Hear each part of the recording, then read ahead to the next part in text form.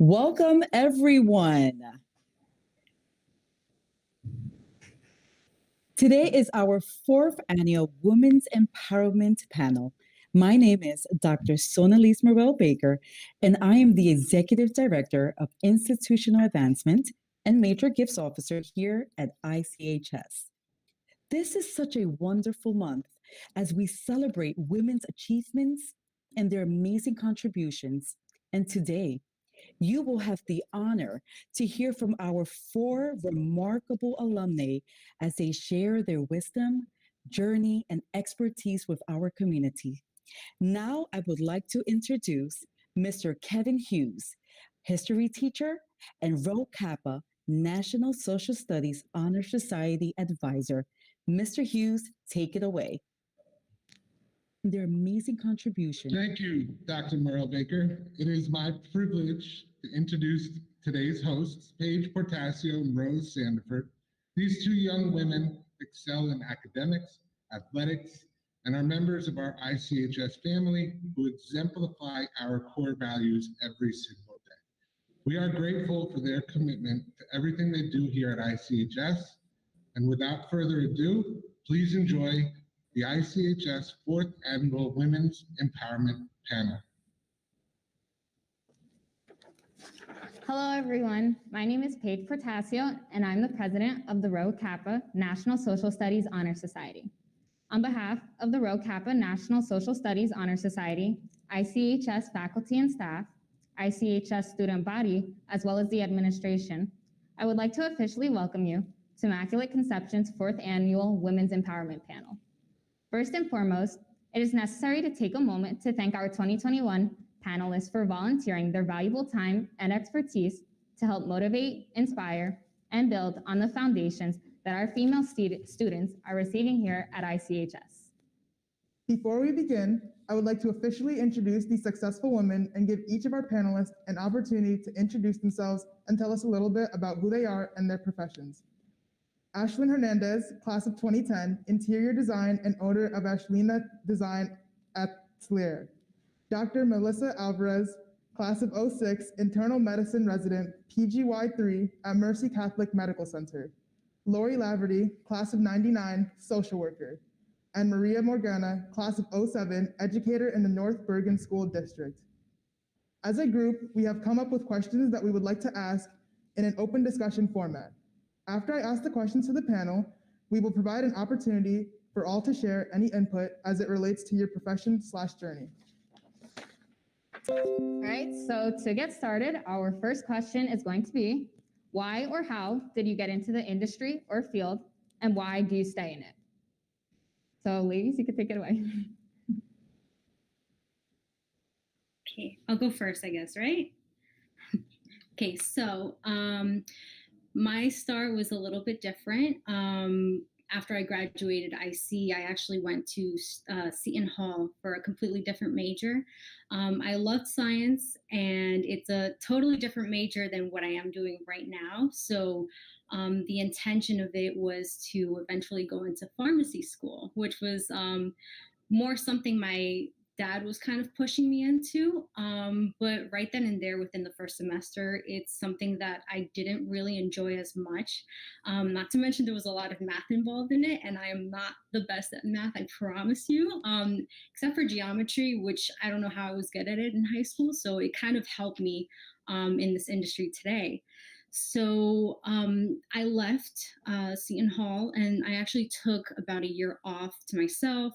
I started working in retail, not having like experience to jump right into interior design or any other industry that I was kind of trying to get into. I thought it was a good way to start building, and those experiences that come within working at a retail store, working at a desk job, it really helps you. It prepares you for all the experiences you will have with people around you. So about a year later, I went into I get accepted into the New York School of Interior Design. And right then and there, I loved it. I graduated in 2017.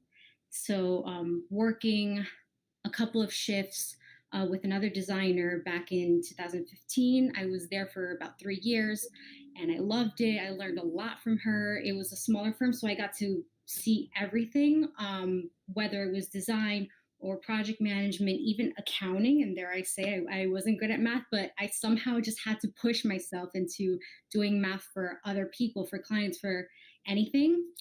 So there's that. And shortly thereafter, I did work for Restoration Hardware while I was looking for another firm to work for. So that was also a good experience. Again, going back to retail, it was design related. And that one I felt like taught me that you should be prepared to meet so many different people. Little did I know, I was working with a customer one day and I asked her for her address for shipping info and whatnot. So she told me that, no, she handed me a postcard and it said Duchess of some country in Europe. So you never know who you're going to bump into, just like throughout all these people walking into the store. Ariana Grande also walked in one day and she wasn't even shopping. She was just hanging out and playing with all the furniture and stuff, which is funny. But like I said, you never know who you're going to meet, especially if you go to a marketing event. And those connections are really the ones that help you get to where you want to be. But anyway, aside from that, I did take a job at another firm in Paramus, and that one was geared more towards retail design and commercial design. It was more corporate structured. And right before I got into that job, I started my own LLC. And at the time, I was doing a couple of pro bono projects just to build out my portfolio and get a feel for what I'm about to get myself into. So I was at this company for about a year and a half. It wasn't something that I was thrilled about towards the end. So I found myself in a position to eventually leave. And I did have a couple of interviews lined up that same exact week, and none of them worked out. And that's the other thing. It's a very competitive field to get into in terms of finding a job. But if you keep looking for a job, it'll eventually come to you. But I think that it kind of helped me just dive into my company. And that's something I did last year. The other reason I did it was I had a project that came in that required me to put all my attention to it. So I took that risk. You know, I saved up enough. I saved up enough money to just completely go on my own. And then before I knew it, I had inquiries coming in. Things got a little bit slower because of COVID. But as long as I was just there pushing it and always learning new things, attending CEU courses, eventually I got my hands full, and now I have more than 10 projects going on at the same time, and I'm just one person. So that brings me to today. And like I said, I'm very thankful that you guys invited me to come speak. All right. Do others want to chime in? Oh, go ahead. I could jump in. So thank you again. It's very honoring being here with such incredible women and being able to kind of give back a little bit to the place that helped me find my way and find my journey to the education field.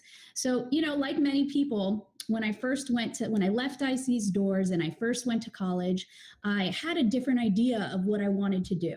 I always loved the idea of becoming an educator, but I wasn't sure if that's where my path would take me. So I went into college field, but in the communications field, because I did have a passion for when I say it was Mistress Scout. But I did eventually find my way into teaching. And I thought that that meant that I was going to teach high school students that were kind of like myself. A little bit scary, right? But I found that my passion really was teaching the younger children, which is where I wound up for a number of years. I taught second grade. And then now I actually transitioned into teaching technology because that's where my passion is. And I realized that I could reach more people that way. So I made that transition. And like everyone else, that there's that question, like, why do you stay? And I stay in this field because I get so much more out of it. Each day is a new journey, and seeing the students that I teach learn something new, hearing a positive thought from a former student who comes back. Now I have students who are in high school. Those rewarding things are kind of what drives me and keeps me going. And if I have any advice in finding your field, it's okay that you don't know right now. And you're in an awesome position to try new things, to explore, to ask your teachers questions and the people that you meet.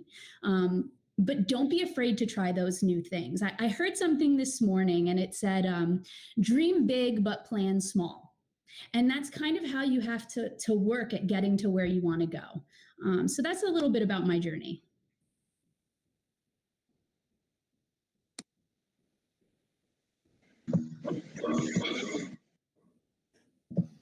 I can hop on next. So my journey was a little bit different than Maria and Ashlyn. I always knew that I wanted to be a doctor since I was a little kid. I loved going to my pediatrician. I thought she was the coolest person on the planet. We would be there forever, and I would play with all her equipment, and she was really patient and let me stay there and play with everything for as long as I wanted to. So when I left IC, I went to college and I studied biology and chemistry. And after that, there is an exam that you have to take to get into medical school. It's called the MCAT, and up to that point, it was like the biggest deal for me, bigger than the SAT, bigger than any other test I had taken ever in my life. And I took it and I completely bombed it, like did absolutely terrible. So when that happened, it kind of brought my confidence level really far down for a little while. So I graduated college, and I decided to take a year off, and I worked full-time in an outpatient surgery center.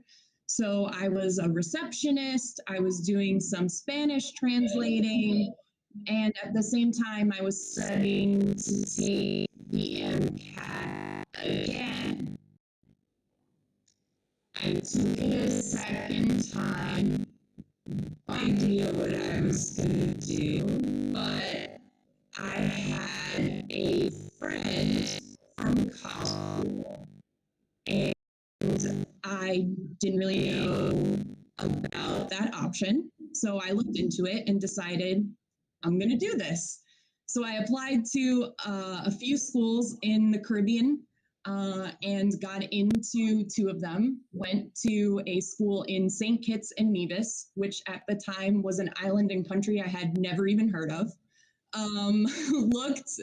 Learned about the island by Googling it and reading about it on Wikipedia.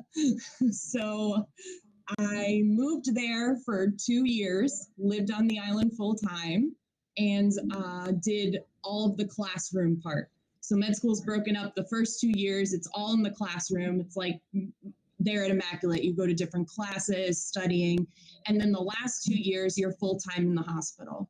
So after those 2 years on the island, I passed my first board exam, and I was able to come back to the US and do the last 2 years of med school completely in the US. And that was really cool because I moved around a lot. So I lived in Georgia, I lived in Maine, I was in Connecticut, I was in Maryland. So I got to see a lot of really different things, do a lot of car trips. So it was definitely fun. Then I, decided to do residency in my field, internal medicine. So it's basically when you get admitted to the hospital, the first doctor that's taking care of you, that would be me. So this residency of mine is 3 years. So I'm in my last couple months because our years are from July to July. So I'm coming up at the end of my 3rd year. And I want to specialize in the heart and be a cardiologist. And so I have to do 3 more years of training, and that will start in July, and I will be moving to Connecticut to do that. So it's been an interesting journey, lots of ups and downs, But I think the main thing is that you're gonna come across a lot of setbacks on your journey. I had never experienced failure before going into med school, because once I got into med school, it wasn't like the whole path was simple. I didn't pass every exam on the first go. I had to repeat classes, which had never happened to me before. But if you are determined, if you are willing to pick yourself back up when you fall, you will be able to accomplish anything you want, regardless of what anyone behind you is telling you. So don't give up no matter what happens, because you're gonna fall. It's inevitable in life, but it's not the end. So that would be my biggest advice. And why do I stay? After the past year with the COVID pandemic, that's a question lots of doctors are asking ourselves right now, because it was a pretty rough go around. But when you see the impact you have on not just the sick person in front of you, but on their entire family, when you see, the change in a patient who 2 days ago you thought wasn't going to make it, and now they're walking out of the hospital, and you get to call the family and tell them, hey, you know what? They're going home today. That is the greatest feeling, and I can't even describe it to you. So I keep going, not because of what I'm giving to other people, but that feeling that other people give me.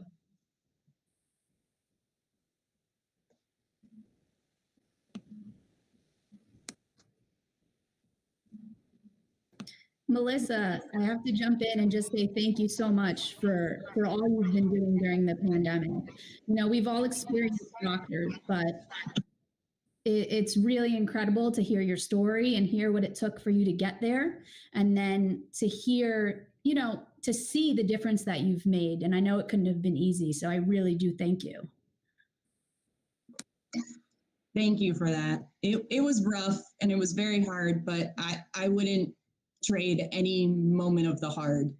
Even throughout this year, that was more hard than it should have been, but it was great. And just keep, guys, just keep protecting yourselves and doing your part. Hopefully we'll be over this soon. Ms. Laverty, would you like to chime in before our students ask questions? Yes. So my name is Lori Laverty, and I've been working at the Division of Child Protection and Permanency for almost 14 years. I think, like Ms. Morgana and Ms. Hernandez says, my path was not straightforward. I didn't know that that's what I wanted to do initially. I actually started out going to school at Seton Hall for physical therapy, and that did not work out at all. So from there, I went to Bergen Community College because I still didn't know what I wanted to do. There were some semesters where I only took one course because I had no clue what my future was going to look like. Eventually, I finished Bergen Community and went on to Ramapo, and I became engaged in the social work program. I started working as a social worker. I became involved at the Baccalaureate Child Welfare Education Program, which is a program directed to getting social workers into the child protective services field. So I started working in 2007 in the adoption unit, helping children who could not return to their parents for whatever reason to find homes and to find a forever family. For the past 11 years or so, I've been working as an intake worker. And what I do is I handle new investigations of child abuse and neglect. So I go out and I work with families and I talk to children, parents, aunts, uncles, everyone. I go to schools, I speak with doctors, psychiatrists, police, just to figure out what is going on with this family and try to put supportive services in place so that the child and the family are safe, and to look for the child's well-being above all else. So I've been doing that for almost 14 years. It's not been a smooth path. I sometimes question why I stay myself, but in the end, I look at what it is that I want to do with my life. And that goal for me has always been to help other people and to help them help themselves when needed.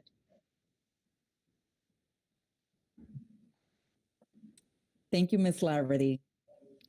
Rho Kappa members, take it away. Okay, so here's the next question. What are common misconceptions people have about successful and driven women in your profession? How can we combat these misconceptions and communicate more effectively?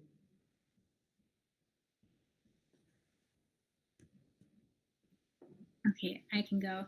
So in interior design, there's a couple of different misconceptions out there. One of the main ones is they tend to confuse us for interior decorators. So they're actually two completely different things. Decorators can be anything. You know, you're decorating for a party, you're decorating someone's house, just putting little things. It's more visual and I guess prettifying. I don't think that's a word, but I'll use it for now. Prettifying a space. Interior designers can actually do that and a lot more. I highly encourage people to go to design school. And the reason I say that is because you have to learn the language that architects use. You have to learn how to read floor plans, how to understand what's going on behind a wall, how to talk to construction workers and just kind of guide them and take them by the hand and show them what is right here and you know what your goals are. So there's a lot more to that subject. It's a lot more complex than what it sounds. So that's one of them. The other thing that I hear is you go to a trade show and you see a lot of women, and I'm kind of jumping ahead and going to another question here. But nowadays it's something a little bit different. It was definitely a lot more women when it first started, but I'm starting to see some men come in. And I have to say, there's a lot of men out there who have amazing taste and talent. So don't be afraid to jump into the same profession. It's something that you also see within architecture as well with the other gender. So, and then the other one that I could think of is people think that designers think it's either my way or the highway. And unfortunately for some, it is not usually the case. Like with everything, the customer's always right and you want to keep them happy. So if there's that one item that you keep arguing with them about, like they want to keep the TV on this side, but you think it looks better on here, and you keep trying to convince them to do otherwise, if they get a little upset with you, you want to say, you know what, I want to make you happy, so let's keep it there. I might just Photoshop it out of the pictures, but this is your decision, and I just want you to be happy, but the intention was there. And you have to just educate your client as well. So those are a couple of the things that I feel are big misconceptions about interior designers today.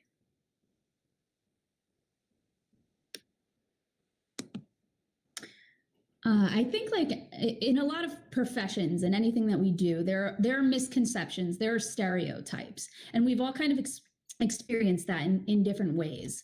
I think typically when you hear the word teacher, most oftentimes you think of a female.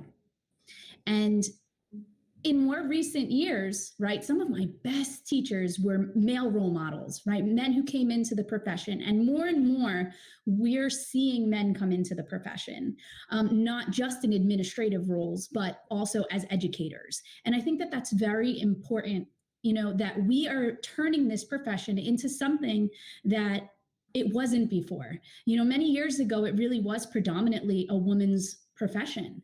And why was that? Well, because there were stereotypes that when a woman can have a family, they have the summer months. And it hurts me to say those things out loud a little bit because, you know, the world is so different today, but years ago, that was the standard. You know, if you were not staying home as a woman to be a mom, you know, so you were often a teacher. And this panel alone is proof that that doesn't have to be the case. And I also think that we all have a responsibility for how we describe one another and how we describe certain professions, right?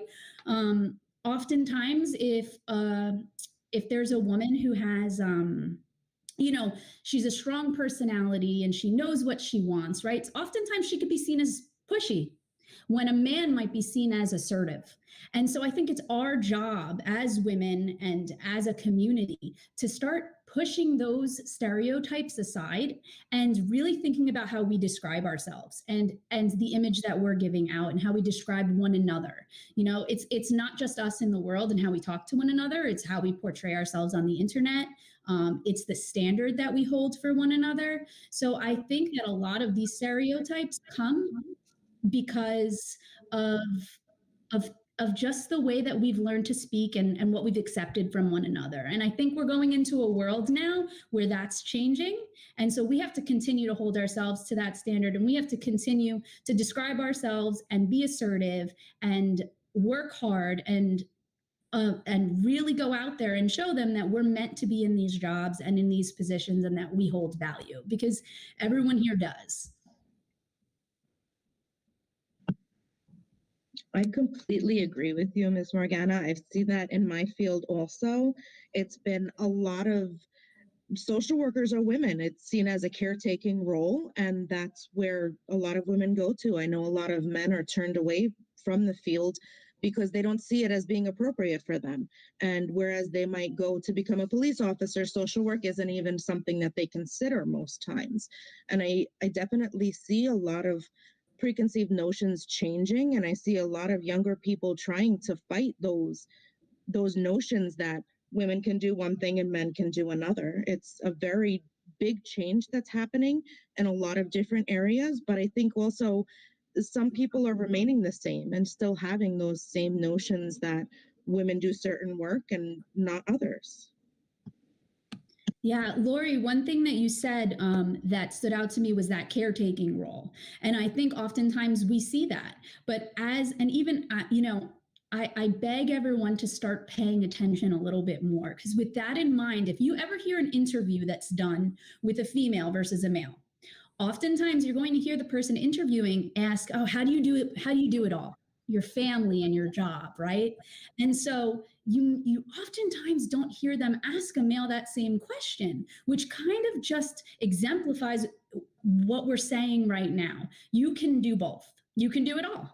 And we have to hold ourselves to that standard, and we have to pay attention to how we speak to one another and those questions that we ask, because they're all so important to how we get to the next state. Because like Ms. Laverty said, right, we're not there yet. Not everybody is on this page. So we're heading to the right way. We see people wanting to change, but we haven't broken through yet. So we really need to keep being conscious and having, these conversations. So my line of work is a little different, because when anyone ever says the word doctor, the immediate picture that comes into someone's head is a male physician, which is actually really funny, because right now the females are actually applying to medical school more than males are right now. But still this stereotype exists that, the man has to be the doctor. And I've experienced this even as a female doctor right now in residency, where I go to patients' rooms and they'll be like, oh, I haven't seen the doctor the entire time I've been here. And I'm like, well, I've seen you every day for the past 3 days, and I am your doctor. So it's amazing how, even though we're more in medical school, the outside world hasn't changed their opinion on what a doctor should be. I've been called a nurse multiple times. I've been confused for, the dietary people taking in and out trays. So it's been an interesting journey, to say the least. And then when you think about cardiology, which is the field I'm going to be, ultimately going into, only 10 to 15% of cardiologists are female. So I'm going into a world that is completely male dominated right now. And so I've heard a lot of those things that, Maria was alluding to, like, do you really want to do this? Like, it's going to take you so long. How are you going to have kids? How are you going to have a family? How are you going to be able to take care of the kids that you have? Like, oh my gosh, you're going to have a nanny. Like, no, so what? so what? Do what you want to do. If you have to hire a nanny to take care of your kids, at least they're being taken care of and they're not, by themselves. And, you're going to have a husband. So maybe instead of you being the stay-at-home mom, you marry someone that decides to be the stay-at-home dad. So there are always options for things for you to do. And you shouldn't let a gender role or some stereotype of what you can and cannot do determine everything. I have two people that I'm training with that have had children during our time in training. And was it difficult for them? Absolutely. Do I understand how they did it? Absolutely not. But, we covered shifts for them. We made sure that, they could go off and pump if they had to. The workspace, while it's not completely there yet with making it easy for women in fields that are dominated by men, it's getting better.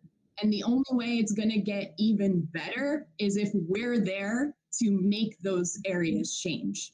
Because a lot of the times it's not changing because men don't think of these things. Like my program was like, oh, wow, yeah, maybe we should have a place for, the female doctors to pump when they're, after they have a baby. It was just something that wasn't thought of because most of the attendings and most of the leadership in my program are men. So they have never had to deal with that problem. So it is difficult when you're in these fields that don't have a lot of women, but you're there to make the change and break that barrier so that other women can feel more comfortable when they come in. So don't let anything stop you. All right, thank you guys. We're going to move on to our next question. And that question is, what is the biggest challenge in your field or your industry right now? Okay, so in interior design, I think, especially with COVID, one of the biggest challenges is meeting deadlines. So obviously everything came to a screeching halt. So it was challenging in terms of bringing orders into my clients' homes. Things had to be delayed from like 4 months to 7 months, maybe. Some of my clients' orders from all the way in Europe were ordered around spring and they didn't come until Thanksgiving time. So all of those things, depending on the client you have, some of them are more easygoing than others. Thankfully, these were. It affects everything. It affects how you get the pieces in and out. For example, that same client was an apartment. So you have to go through like a whole procedure. There was a waiver. You had to, every time that I went to that building, I had to fill out a paper asking me if I've been diagnosed with COVID or things like that. So it really just makes you think like everything changed after that. They're not just letting anyone in.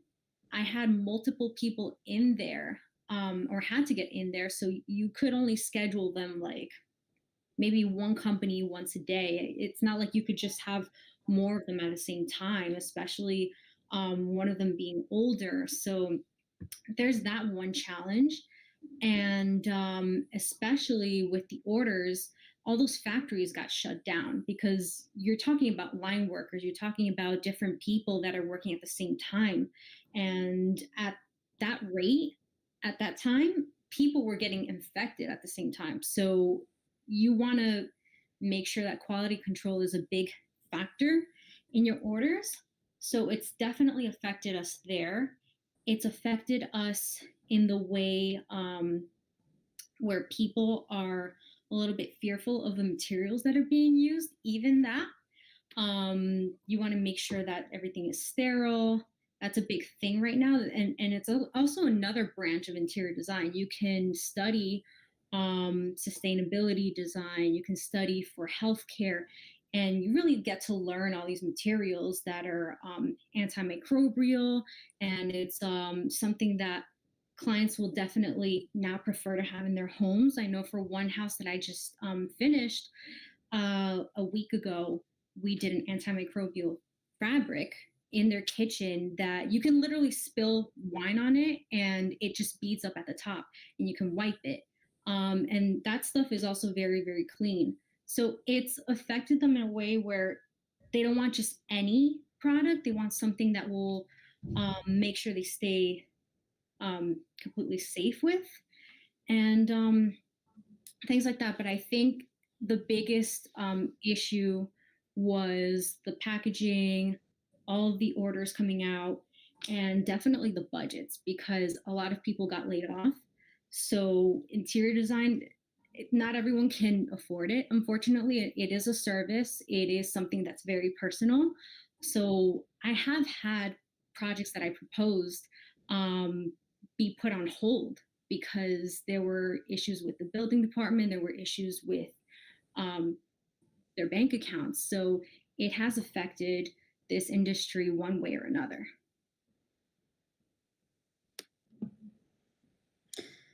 The biggest challenge right now definitely is COVID related for me. But before I talk about my biggest challenge, I do think it's really important to commend the students, all of you who are listening, because you're some of the first to ever go through this. Your sports seasons got canceled, your proms were canceled, graduations were changed. You adapted and you grew, and I don't think that you get enough credit for that. And so, yes, we all have challenges in our professions, but I think it's really important to kind of pat yourselves on the back too, because you have navigated this world and taken it in strides. And I hurt for the things you missed. And I'm happy that we're heading in the direction, where you're getting all of those things back. As far as challenges go, my entire profession, as your teachers can tell you, it was turned upside down, our world. I actually have been fully virtual in my school district since March 13th of last year. So we are approaching 1 year of this, seeing students on the other side of a screen. It's not always easy because I do work in a Title I district. And so we went through months challenges of even being able to get the students to get Chromebooks to log on. We've now gotten past that and we're getting them to log on. But sometimes we do hit these moments where parents have to go back to work and students aren't logging on. So we've had to really adapt on how we teach, our expectations, and just a myriad of things, just learning new technologies.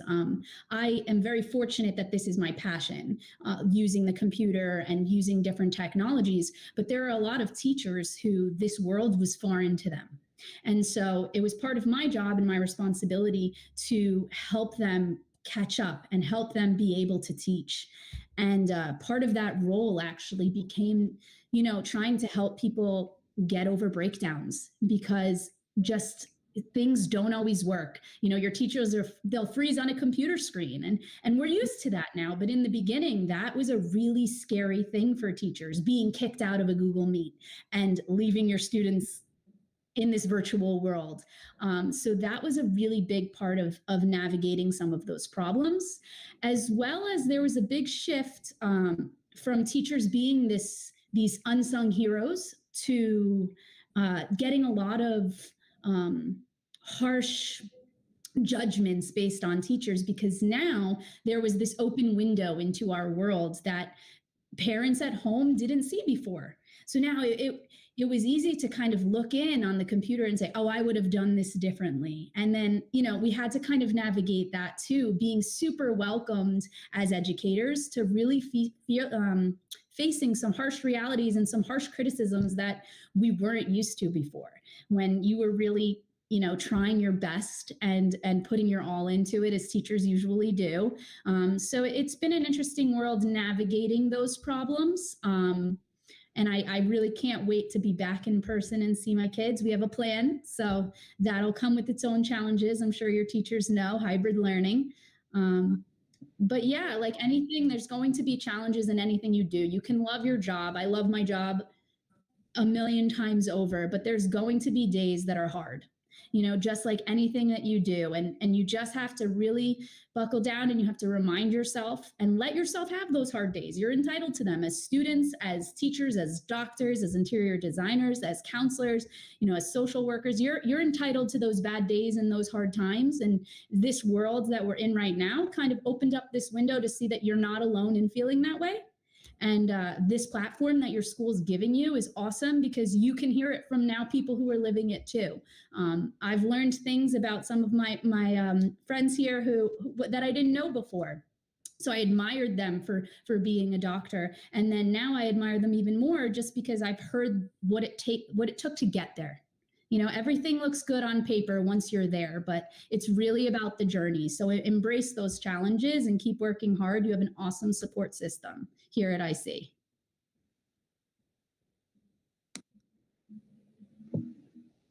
So I think the biggest challenge that the field of medicine is facing right now is trust.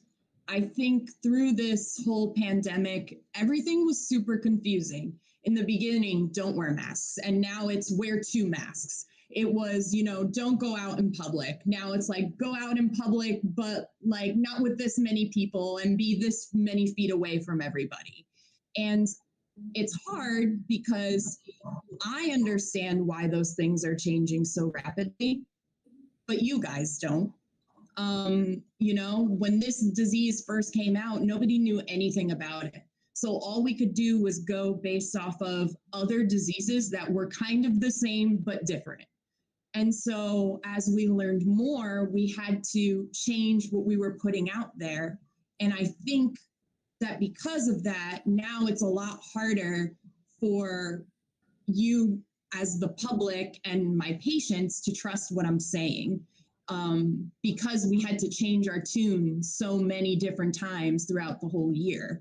And that's because science is always evolving and always learning. The biggest challenge for me personally through all of this was not only the ridiculous hours that I was working at work, but it was also keeping up with all of the information, because every day we were getting emailed articles. Look, this new study came out. This new study came out. And it's like, I'm working like 100 hours a week. How am I going to read 4 new papers a day? But that's the challenge of being in this field that I love, because there's always something different to learn no matter what. I mean, I'm in training. I have 3 years of experience. I was looking to my, you know, bosses or my teachers, as I consider them still, who have 20, 30 years of experience. And I was like, so what do I do with this patient? They have COVID. How do I treat them? And they were like, I don't know. And that was really humbling to see that, yeah, even your teachers don't know everything. And that's okay. They're there to teach you and you're there to teach them. And it's going to be a mutual thing back and forth. And that's the best part about going through a field like this, is that you're constantly learning, constantly having to adapt. Like you guys now doing this virtually, like this is a really big change, really different. I've never actually even used Google Meet before today. So like, but yeah, we have all of my lectures in residency have been virtual now, all through Zoom. There are some of my, you know, own classmates, I call them because we're all students still, that I haven't even seen, if not through a computer, because we can only have, you know, the hospital has protocols, so we can only have a certain amount of people in the room at the same time. So, yeah, and I definitely agree with Maria that you guys as students have gone through a lot. I was an athlete at Immaculate. I played softball. If someone had told me my senior year that I could not play the game ever again, I mean, I didn't play it in college. So my senior season was my last season ever. Like, that would have absolutely destroyed me. You know, no musical theater. I was in the drama club too. I was in vocal ensemble. Like, all of you guys have lost out on so much. And we as an adult community do recognize that. And, you know, we even lost out on a lot, but we're older. We already had like we had our prom and our graduation. We did all that. Like, it sucks for you guys, but I'm glad that you guys were able to come back and, you know, have made this successful, and that we're still able to have events like this, because I love giving back because I feel like IC gave me a lot. So being able to take this time, even if it's just an hour, to give you guys something, it's great. So thanks you guys for having me too.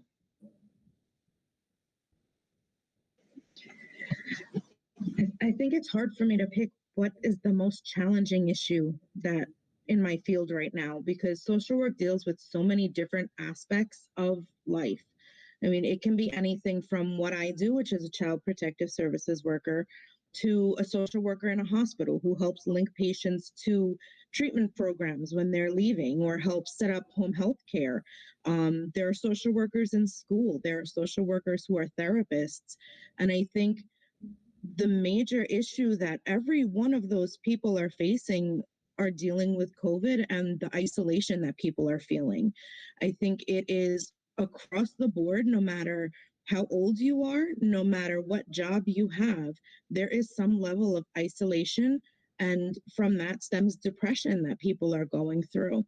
And it's not just about being isolated, it's about sometimes parents not having money to purchase food for their children.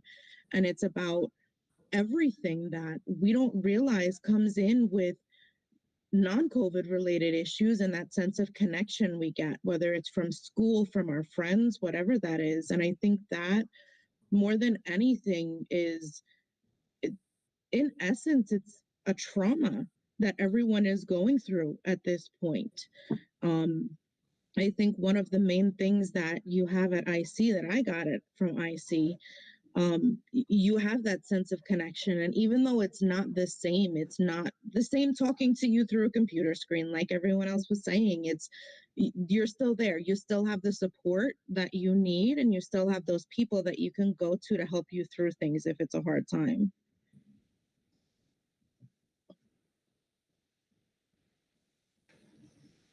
Okay, thank you. And for the next question, it is, what is one piece of practical advice you would give to someone who is just starting out? I think something that's very, very important, and there's a couple of things that I would love to mention. There is a very big importance in going to school for interior design.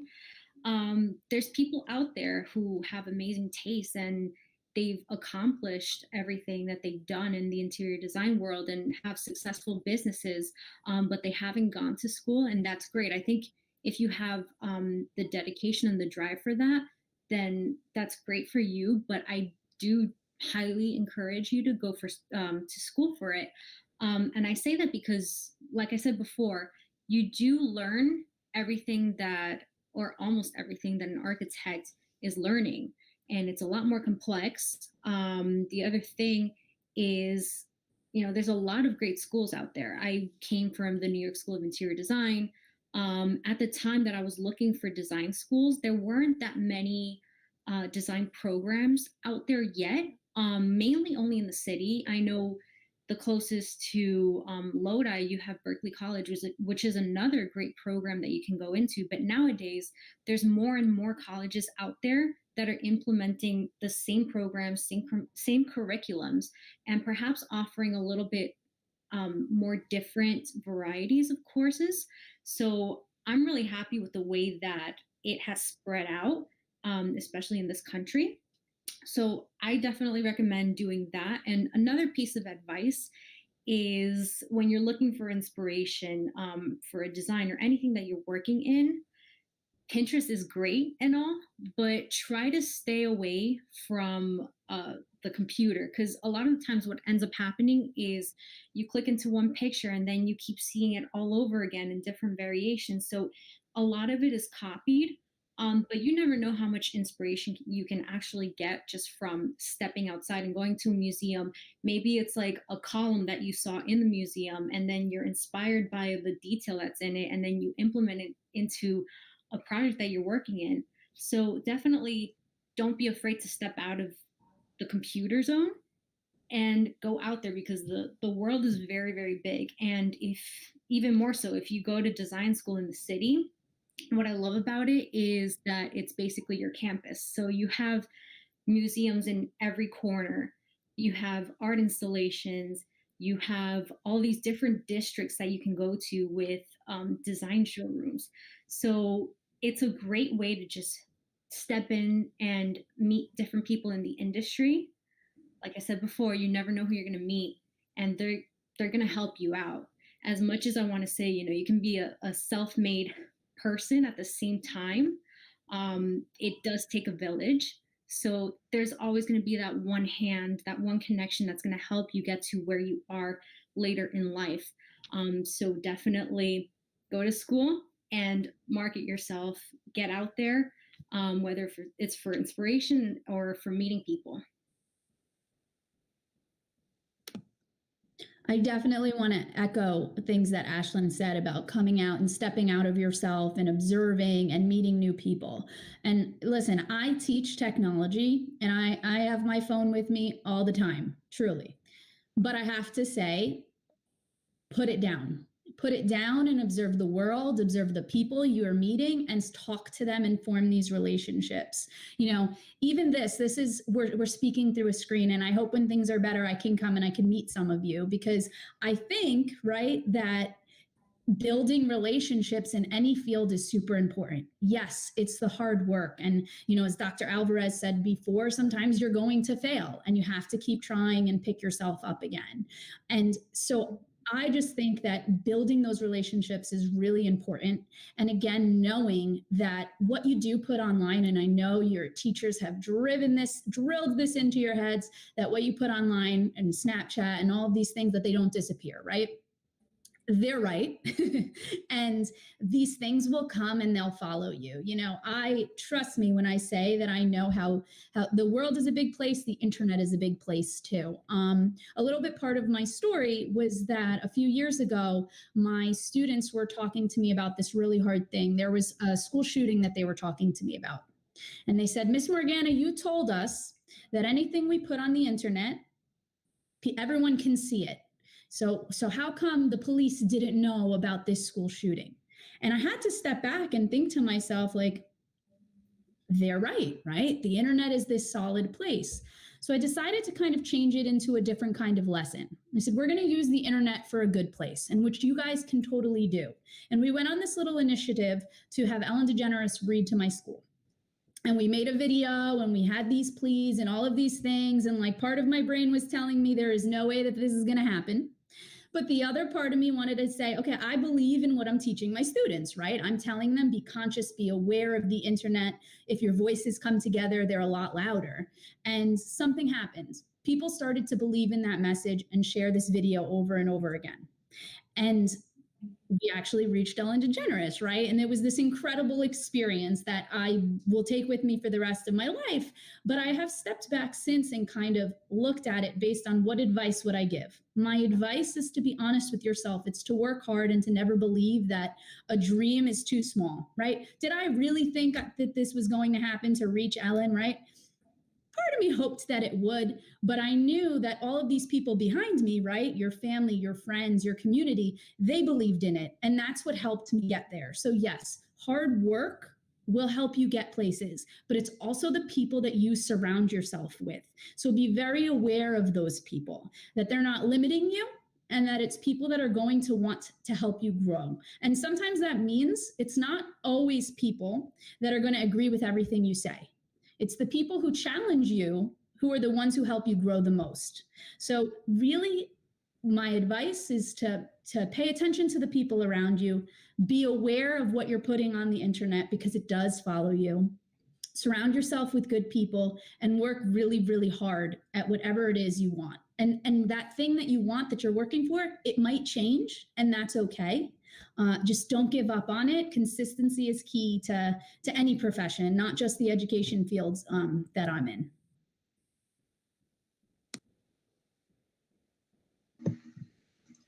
The advice that I would give myself if I were restarting this whole thing is to not compare your journey to someone else's journey. When I went into medical school, it was really the first time that I was in a super competitive environment because, everyone in med school thinks they're super smart. They think they're the best person on the planet. I thought I was super smart when I went into medical school. I was like, I'm in med school. I'm smart. Like, who isn't smart here? But that's the thing. Everyone around me was also smart. And so when I, had failed the class and had to repeat it and had to see my classmates go on to the next class, I felt like I was the biggest loser on the planet. Like, why couldn't I do it? If I'm so smart, if everyone here is so smart and I'm here and I'm smart, why can't I do it? But at the end of the day, I got to the same place that they did. I graduated. I'm doing what I want to do.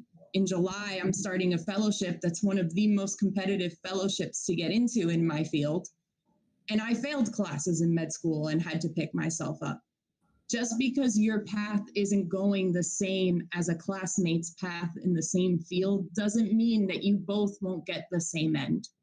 The other 3 panelists here all went to school for something that they're not even really doing now. So that's proof alone that just because you're not going in the same linear direction as someone else, it doesn't mean that you're not going to make it. Everyone's journey is different because everyone comes from a different place, comes from a different background, is dealing with different things at home that no one knows about. So maybe you have to take longer. Maybe you have to take more time off school because you have to work to pay for school. That's something that I didn't have to do, but someone else in my class may have had to. And that's why now they're a little older than me going through this process, because it took them a while to get started because they couldn't afford it. At the end of the day, that journey, those deviations, those roadblocks, they add to your journey and they make you stronger. They make you a better teacher. They make you a better designer. They make you a better social worker because you had to go through struggle. If everything was a perfect straight line, if you passed every test with 100%, you wouldn't grow as a person. And it's that growth that's going to make you super successful in whatever job you choose to do.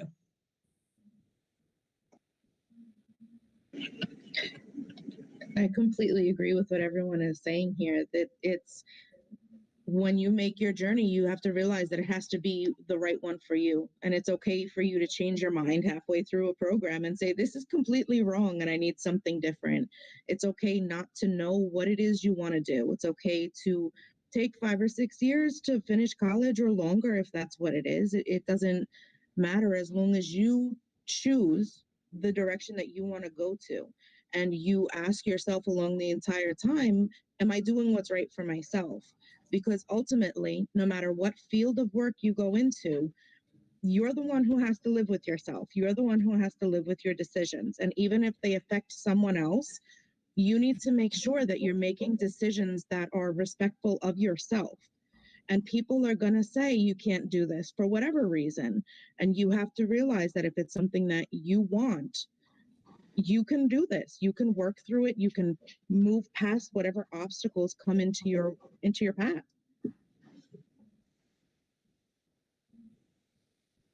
Okay, thank you guys. So we have about 20 minutes left, so we're gonna skip to the last question that we have for you guys. So question 6 that we're skipping to is, as alumna of IC, what is one aspect experience at IC that you utilize or practice in your career today? One of the things that I really, really enjoyed during my time at IC is because it's a smaller school, you do feel a lot of the teachers' attentions it's basically put on you. And I feel like it helps you feel more comfortable. They're always around to help you. Anything that you're struggling with, it has made me feel a lot more confident. Also in terms of the girls themselves, I feel like I've met some pretty amazing people. I met my best friend there also. And I feel like it was just a very amazing environment. We believed in teamwork. We believed in really pushing each other. And that's the thing. Like most of these women have said, you're never alone. You can always, reach out to someone. They're always going to be there. And, together your voices become louder and you become even more successful that way. So that's something that I really valued from my time there. And especially because looking back, I was definitely not the same person that I am today. I was one of the people who were more quiet and reserved, and just watching everything that was going on, I got along with everyone, but I was always like more towards the quiet side. And I think it really pushed me to become the woman I am today, especially in this industry, which tends to be a little bit more cutthroat as well and competitive, and even more so being around the New York City area. So those are a couple of my takeaways from being part of IC.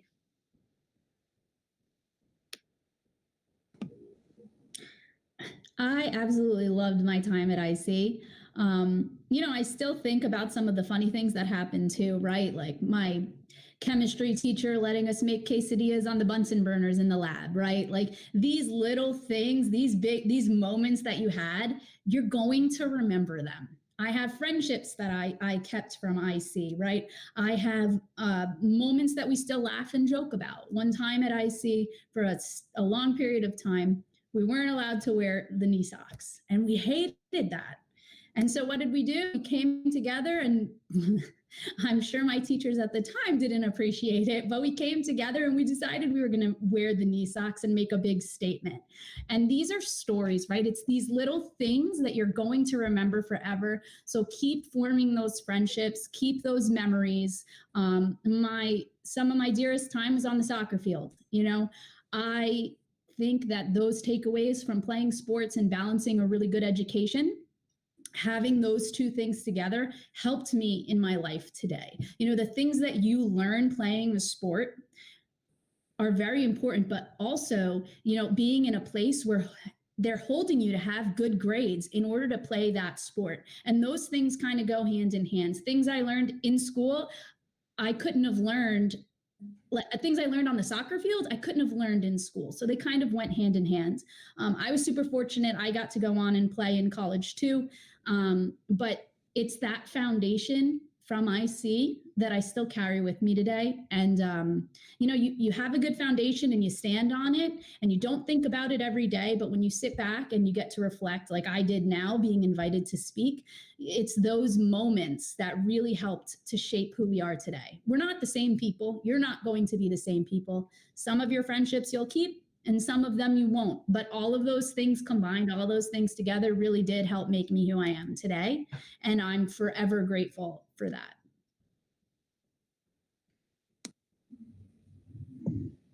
So I want to echo what has been said before me. Being at IC was so much fun.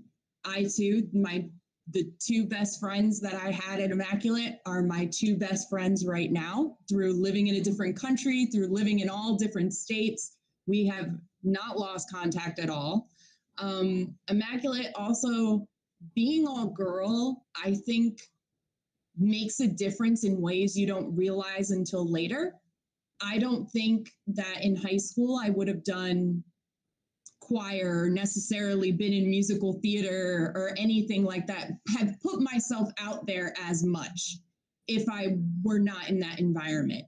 And I think putting myself out there like that in a way that was scary to me in high school now makes me more confident to try new things and maybe fail at it without any problem. Being part of a team, being part of sports, being able to be a captain my last year taught me a lot about leadership. It also taught me a lot about time management, which is a skill that you really need to have no matter what you do. Being able to pass all your classes and still be in, the yearbook club or the math league or, even in, honor societies, and still being able to get all your work done is a very important skill because, right now, even though I'm in my job, I still have to balance working and studying for my board so I can keep working. And, you don't get time. They don't say, oh yeah, from 1 to 3, you're free, just go and study. No. So you have to make your own time. But, there are a lot of lessons that you learn in your 4 years there that you'll come to realize that you learned them later. And, I am very grateful that I can come back and talk, be it virtually or otherwise, because like I said earlier, the school gave me a lot. So I'm glad that I can give a little piece of that back. And at least for me, if you guys have any other questions, because I know you guys can't really ask us things, people watching, because, you know, the nature of how we're doing this kind of makes it a little more challenging. But if you guys want to reach out to anyone in the school administration and get my email, my contact information, please do. You know, I have no problem answering any questions you guys have or helping you out along the way. But, you know, any connections you make here, they're going to grow and they're going to change you, and just live every moment there like it's your last moment, because once you graduate from there, you'll realize how much you're going to miss it, even though you think you won't. You think you won't, but you will. I agree. I have a lot of good memories. I was talking to my mother when I was writing the biography for this, and we were discussing how your principal, Mr. Azzolino, was my gym teacher. And there were two other people in the school who were Mr. A. So he was big Mr. A, and there was little Mr. A and old Mr. A. And why I remember this, I don't know, but it's just something that sticks, and it's just something to look back at later and laugh at. And even now, anytime I see Mr. Azzolino, I think of big Mr. A. That's the first thought that comes to my head. So I think one of the main things that I took away from IC was really to be able to give back to the community. And that's always something that has been ingrained in my family also, but I got a lot of that from IC. I did a lot of service work when I was there, whether it was working with children or in hospitals. And I think that's something that has always stuck with me, and probably is part of what led to me becoming a social worker ultimately.